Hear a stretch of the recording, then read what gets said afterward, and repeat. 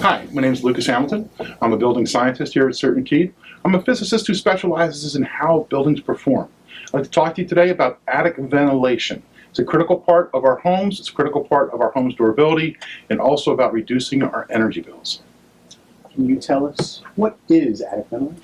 Well, attic ventilation is actually a series of exhaust and intake, which moves attic air out of the house and brings cool, dry air in to replace it. What are the dangers of poor ventilation, seasonally speaking? Well, in summertime, poor ventilation essentially, in the summertime, what will happen is you'll have heat and moisture buildup in your home. This goes up into the attic space and tends to accumulate. I think we've all been up in old houses and those old attics stifling heat. That's what we're trying to avoid. Removing that heat and that moisture not only helps our buildings last longer, it helps us reduce the energy bill, because now in today's modern air-conditioned homes, that's heat you're going to have to fight to get it off your lid. And how about in the wintertime?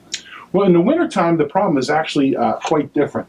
In the wintertime, the moisture from the home is rising up along with the warm air, and that moisture, as it gets into the attic space, can come into contact with cold surfaces. Well, just like on the side of a glass of iced tea in the summertime, that warm, moist air begins to condense. That condensing moisture then becomes absorbed by the materials that it is on. That absorption of moisture can actually lead to premature service life for a lot of your wood materials and other building materials that are up there. A secondary effect that can occur if that warm, moist air is not properly exhausted from the home is that the warmth can melt snow on the roof. Well, the melting snow water then runs down along your shingles until it gets to a cold part of the roof, typically out over the eave, beyond the walls. But when it gets to this cold section of the roof, it begins to refreeze. Sometimes it actually will drip off like an icicle. The problem's not down here, though. It's up here on the roof. That refreezing moisture, water expands when it freezes, ice grows, and as that ice grows in your roofing materials, it puts an awful lot of pressure on it. It starts to bust up the shingles and ruin your underlayment and start to get into the wood. It causes a great deal of damage. So proper roof ventilation in the wintertime, again, removes these two potential dangerous effects. I understand that a ventilated roofing system uses natural airflow. Yeah, natural ventilation is essentially a way of taking advantage of the forces and the energy that nature is providing us on our homes. Natural ventilation occurs in two different forms. One is called the stack effect. The stack effect occurs when warm air rises. As the sun beats down on the roof, giving the roof some of its energy, that begins to heat up the roof materials, which then begin to heat up the air on the underside. Well, that warm air, just like a hot air balloon, is trying to rise up and out. It goes really at the top of the roof. The partial vacuum created by the exhausting air then allows the outside air to force its way in to replace it. That's the stack effect. The second effect is called the wind effect. This is very much like what happens with an airplane wing. As the wind comes across and strikes the ridge of our home, just like the airplane wing, it tends to bounce up around it.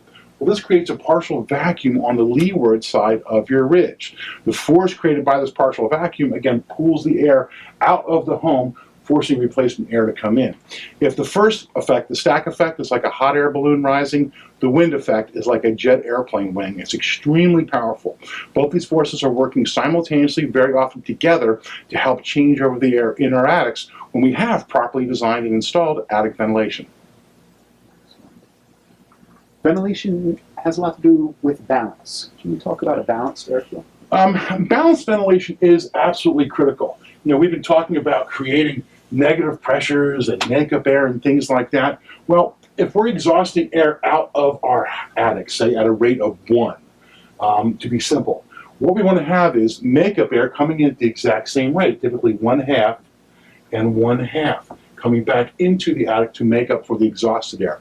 If we don't provide enough makeup air, well, the air is going to come from somewhere, and it's not going to come from outside. Unfortunately, it'll come from inside your home. This is a tremendous energy penalty. When the air comes from inside your home, this is air you've paid for. You've paid to condition and clean it.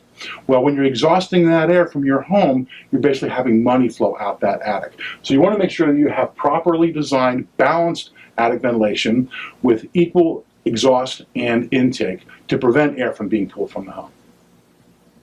All right. And cut. Very nice. I haven't drawn on the tape yet. I haven't drawn very well, but I haven't drawn on the tape yet. Take what I can.